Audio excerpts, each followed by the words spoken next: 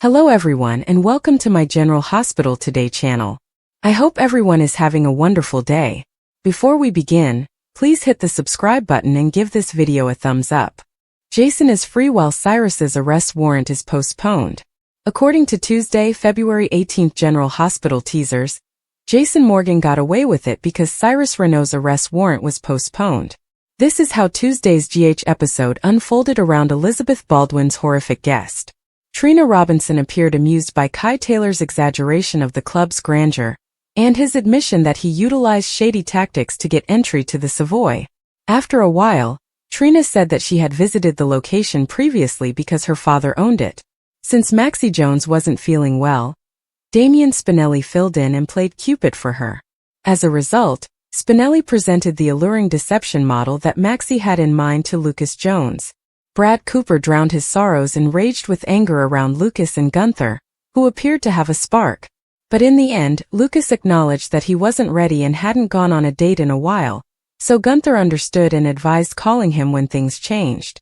Lucas stopped by the bar as Brad was ready to depart and asked if he wanted some company. Harrison Chase, on the other hand, surprised Brooklyn Quartermain by performing her song in public. When Jack Brennan arrived at Carly Spencer's house with flowers, she wanted to put them in some water. Brennan and Carly ended up completely soaked after the faucet went crazy and sprayed everywhere. Brennan revealed that his father was a plumber after offering to replace the faucet for Carly without objecting. Carly enjoyed knowing something about Brennan that no one else did, and she was delighted when he actually fixed it. Since Rocco Falconeri used to love Eckert's Valentine's Day cupcakes, Lulu Spencer brought a box of them to the Quartermain home.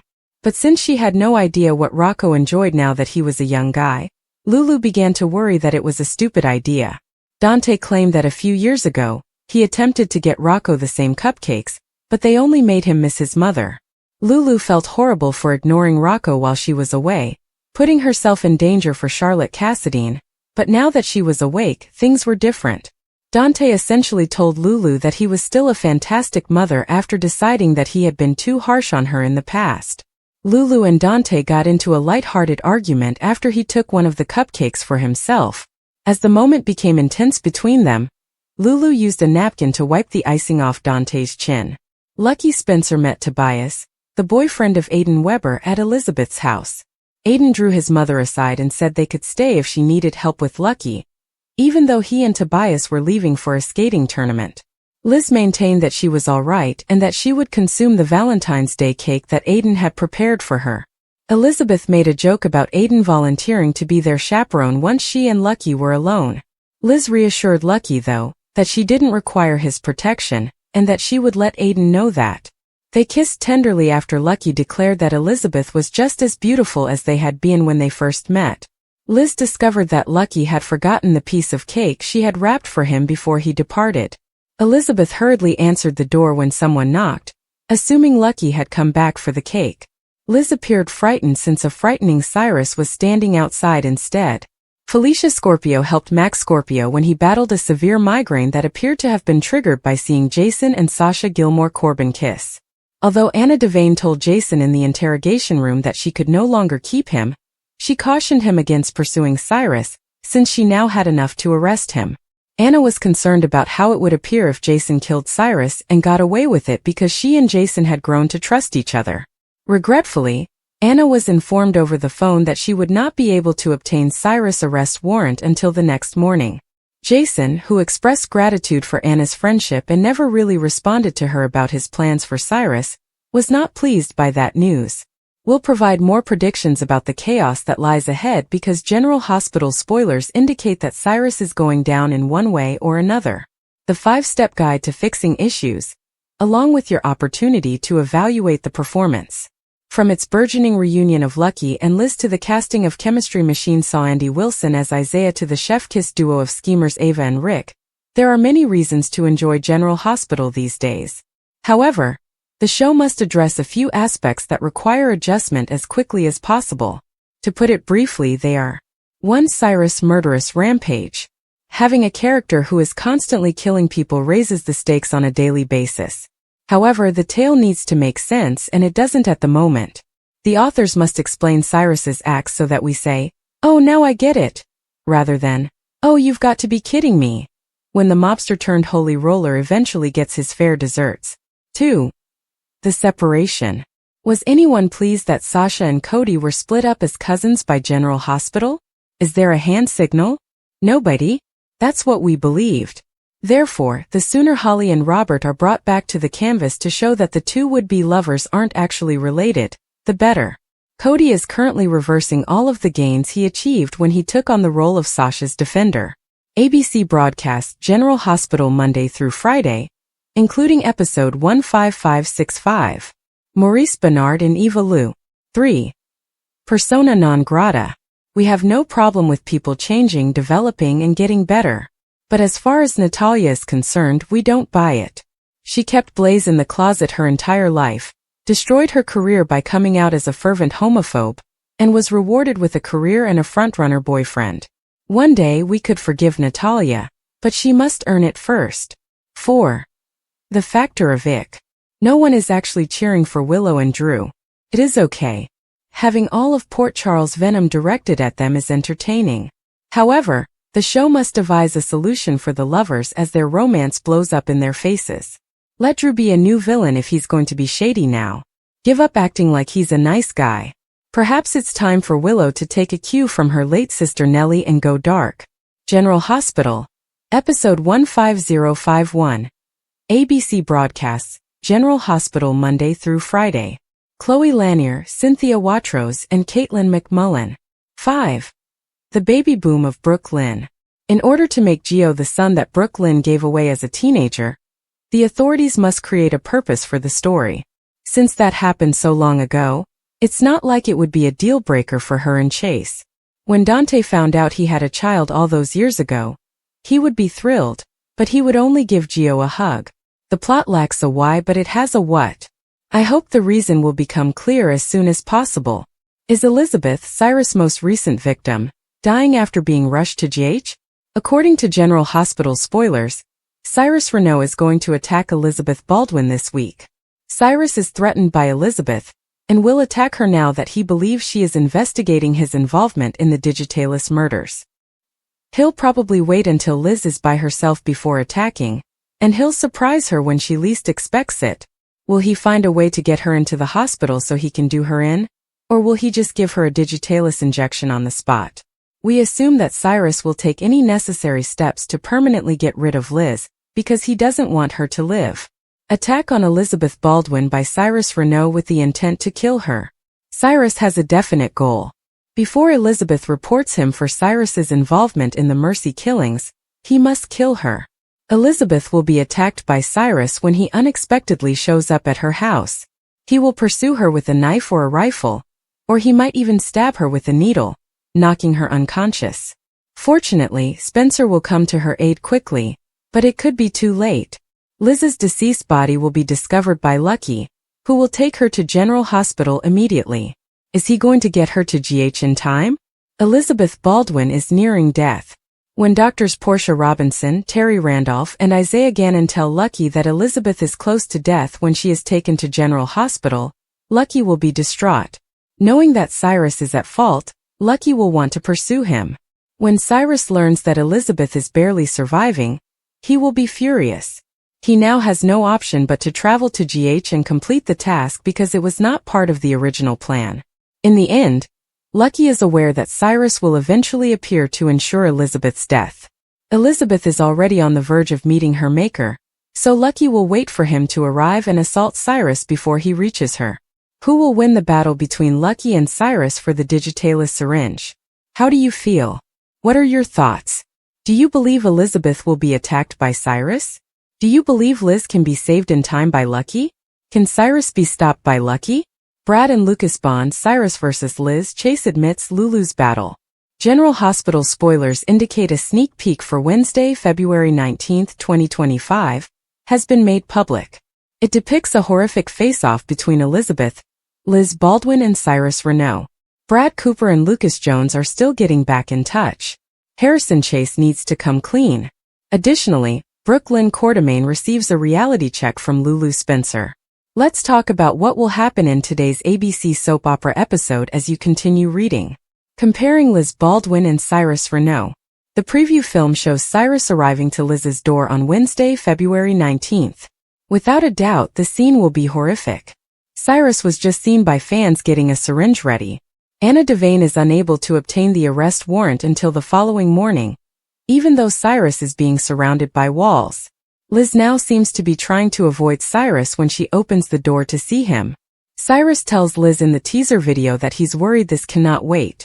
Liz must thus attempt to shut the door, but Cyrus keeps attempting to enter. Lucas Jones Bond and Brad Cooper. Brad and Lucas will resume their reunion over at the Savoy. They don't appear to be involved in any amorous activities right now. They do appear to share a common interest, though. Maybe it has to do with Lucas's unsuccessful blind date. Brad does assert that there are numerous reasons why this is incorrect. Quartermaine. Curtis Ashford versus Drew Kane. Drew Kane Quartermaine will stir havoc at the Savoy, according to General Hospital spoilers. Curtis and Drew are going to argue. Naturally, it appears that Drew genuinely likes to cause trouble.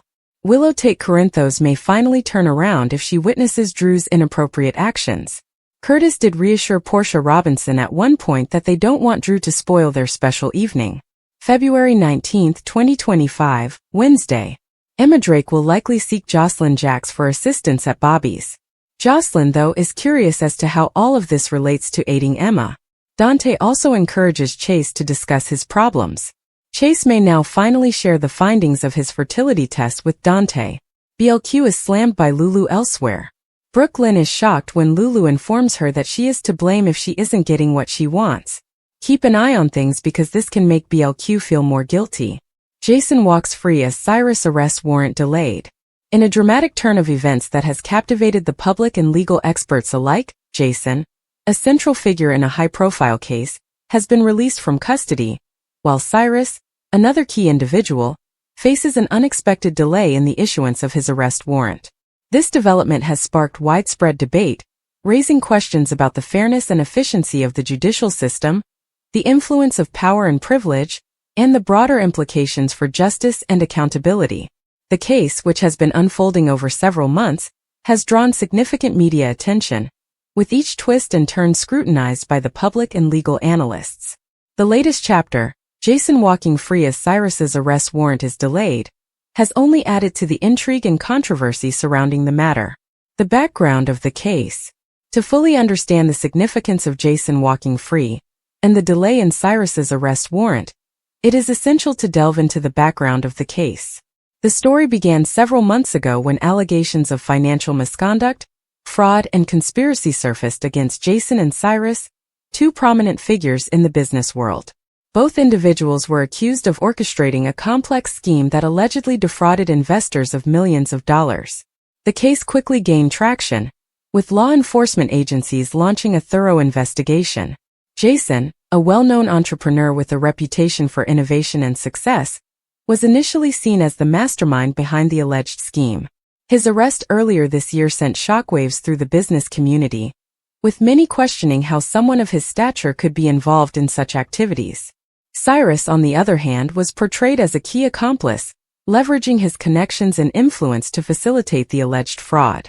The case against both men seemed strong, with investigators uncovering a trail of evidence that pointed to their involvement. Jason's release. A legal victory or a miscarriage of justice? Jason's release from custody has been met with mixed reactions. His legal team has hailed the decision as a victory, arguing that the evidence against him was circumstantial, and that his arrest was based on unfounded allegations. They have maintained his innocence throughout the proceedings, claiming that he was unfairly targeted due to his high profile and success. According to his lawyers, the prosecution failed to present a compelling case, leading to the judge's decision to grant him bail. However, critics have raised concerns about the implications of Jason's release. Some argue that it reflects a broader issue within the judicial system, where individuals with wealth and influence can secure favorable outcomes, even in the face of serious allegations. They point to the fact that Jason was able to post a substantial bail amount, which may not have been an option for someone without his financial resources. This has led to accusations of a two-tiered justice system, where the rich and powerful are treated differently from ordinary citizens. Moreover, Jason's release has reignited debates about the presumption of innocence and the burden of proof in criminal cases. While his supporters argue that he should not be punished without conclusive evidence, others believe that his release sends the wrong message, particularly to the victims of the alleged fraud. For those who lost money in the scheme, Jason walking free is seen as a slap in the face, a reminder that justice can be elusive for those without the means to fight back. The delay in Cyrus's arrest warrant, a cause for concern? While Jason's release has dominated headlines, the delay in issuing an arrest warrant for Cyrus has also raised eyebrows. Cyrus, who was expected to face charges similar to those brought against Jason, has yet to be formally arrested. The reasons for the delay remain unclear, with officials citing procedural issues and the need for additional evidence. However, speculation abounds, with some suggesting that Cyrus's connections and influence may be playing a role in the postponement. The delay has led to frustration among those following the case, particularly the alleged victims who are eager to see both men held accountable. Legal experts have weighed in, noting that delays in issuing arrest warrants are not uncommon, especially in complex cases involving multiple defendants. However, they also caution that such delays can undermine public confidence in the justice system, particularly when high-profile individuals are involved.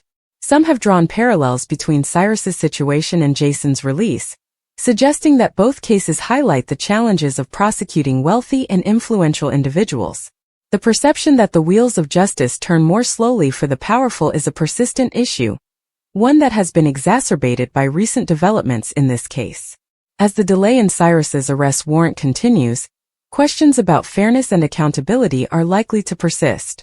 The role of the media and public perception. The media has played a significant role in shaping public perception of the case, with coverage often focusing on the dramatic aspects of the story. From the initial allegations to Jason's arrest and subsequent release, the case has been a constant presence in the news cycle. The delay in Cyrus's arrest warrant has only added to the intrigue, with speculation and rumors fueling further interest. However, the media's focus on the sensational aspects of the case has also drawn criticism. Some argue that the intense scrutiny has made it difficult for the legal process to unfold fairly, with public opinion often overshadowing the facts of the case. The constant coverage has also placed immense pressure on those involved, from the defendants to the investigators and prosecutors. At the same time, the media's role in holding those in power accountable cannot be overlooked. The coverage of the case has brought attention to issues of financial misconduct and the need for greater transparency and oversight in the business world. It has also sparked important conversations about the justice system and the challenges of ensuring fairness and equality under the law. The broader implications for justice and accountability. The developments in the case, Jason walking free and the delay in Cyrus's arrest warrant, have broader implications for the justice system and the pursuit of accountability. They highlight the challenges of prosecuting complex financial crimes, particularly when powerful individuals are involved. The case also underscores the need for reforms to ensure that the justice system is fair and equitable, regardless of a defendant's wealth or status. One of the key issues raised by the case is the role of bail in the justice system. Jason's ability to secure his release by posting bail has sparked debates about whether the current system favors the wealthy. Critics argue that bail amounts are often set too high for ordinary individuals, effectively denying them the opportunity to secure their release while awaiting trial. This has led to calls for bail reform, with some advocating for the elimination of cash bail altogether. The delay in Cyrus's arrest warrant also raises questions about the efficiency and transparency of the legal process. While delays can occur for legitimate reasons, they can also create the perception of favoritism or undue influence.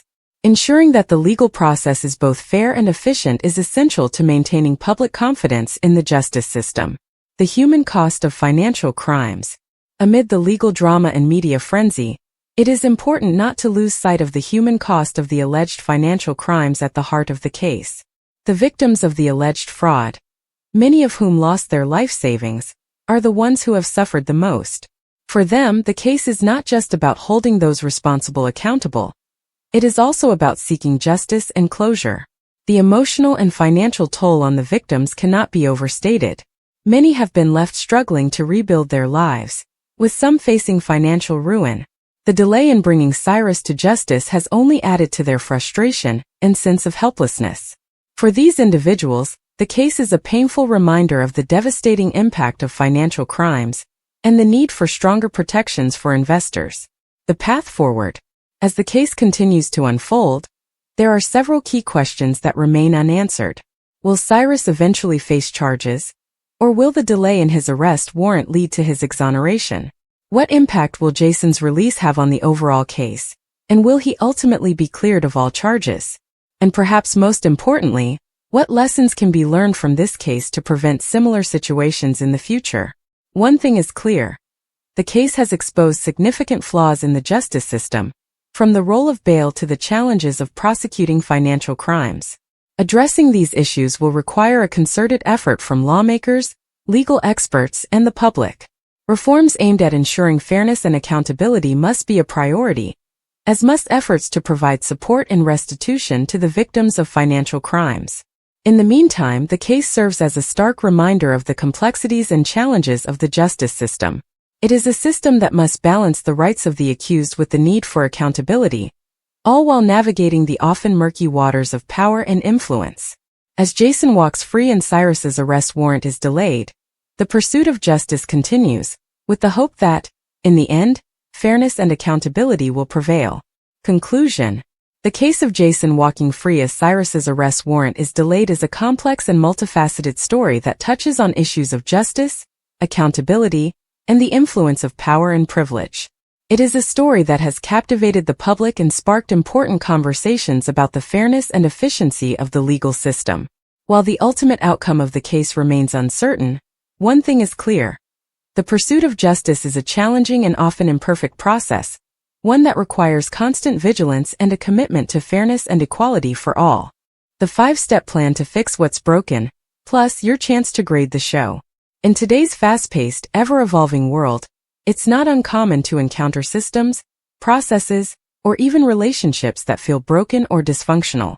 Whether it's a workplace struggling with inefficiency, a project that's gone off the rails, or a creative endeavor that's lost its spark, the need for a structured approach to fix what's broken is more critical than ever.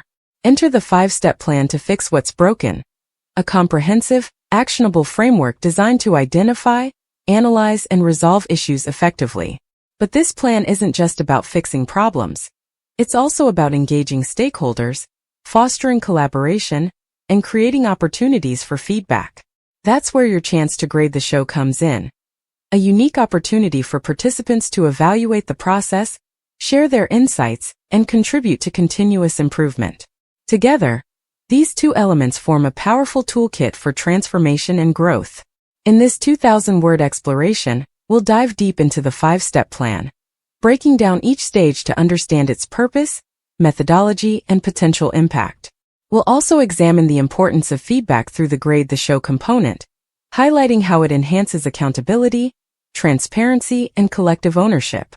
By the end, you'll have a clear understanding of how this approach can be applied to various contexts, from personal challenges to organizational overhauls. Step 1. Identify the problem. The first step in any problem-solving process is to clearly define what's broken. This might sound simple, but it's often the most overlooked or misunderstood stage. Many people rush to solutions without fully understanding the root cause of the issue, leading to ineffective or temporary fixes. The 5-step plan emphasizes the importance of taking the time to identify the problem accurately. Why this step matters. Identifying the problem is like diagnosing an illness before prescribing treatment. Without a proper diagnosis, any intervention is likely to miss the mark. This step requires honesty, objectivity, and a willingness to ask tough questions. What exactly isn't working? Who is affected by the issue? What are the symptoms and what might be the underlying causes? How to execute this step. Gather data. Collect information from all relevant sources. This could include surveys, interviews, performance metrics, or direct observations. Engage stakeholders. Involve the people who are directly impacted by the problem. Their perspectives can provide valuable insights and help ensure that the issue is framed correctly. Define the scope. Be specific about what's broken. Avoid vague descriptions like everything is wrong, and instead focus on particular areas or processes that need attention. Example. Imagine a company where employee morale is low. Instead of assuming the problem is poor management, The team conducts anonymous surveys and holds focus groups to pinpoint specific pain points, such as lack of recognition, unclear career paths, or excessive workload. Step 2. Analyze the root causes. Once the problem has been identified, the next step is to dig deeper and understand why it's happening. This involves analyzing the root causes rather than just addressing the symptoms. The 5-step plan encourages a systematic approach to this analysis, ensuring that the solutions developed later are targeted and effective. Why this step matters. Addressing symptoms without tackling root causes is like putting a bandage on a wound that requires stitches. It might stop the bleeding temporarily, but the underlying issue remains. By understanding the root causes, you can develop solutions that are more likely to create lasting change. How to execute this step. Use root cause analysis tools. Techniques like the 5 whys, fishbone diagram, or Pareto analysis can help uncover the underlying factors contributing to the problem. Look for patterns. Identify recurring themes or trends in the data collected during Step 1. These patterns can point to systemic issues that need to be addressed. Consider multiple perspectives. Different stakeholders may have different views on what's causing the problem. Incorporate these perspectives to get a more comprehensive understanding.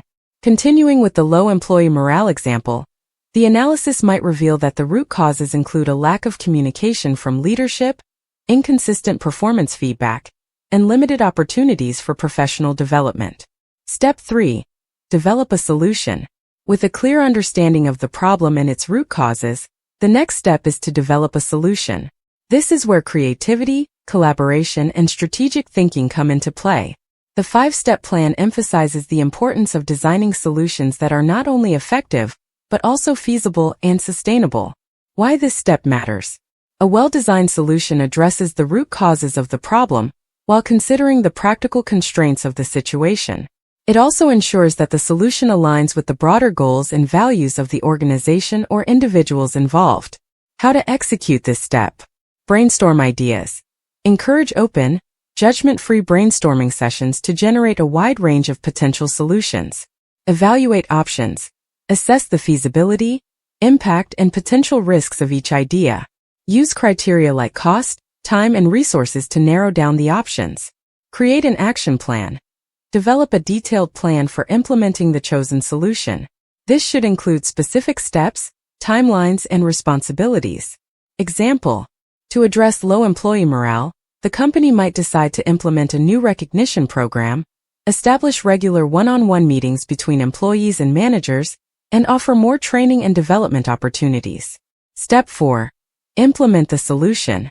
The 4th step is all about execution. Even the best-laid plans can fail if they're not implemented effectively. The 5-step plan stresses the importance of clear communication, strong leadership, and ongoing support during this stage. Why this step matters. Implementation is where the rubber meets the road. It's the stage where ideas are put into action and real change begins to happen. However, it's also the stage where challenges and resistance are most likely to arise. How to execute this step. Communicate clearly. Ensure that everyone involved understands the plan, their role in it, and the expected outcomes. Provide resources. Allocate the necessary resources, whether it's time, money, or personnel, to support the implementation.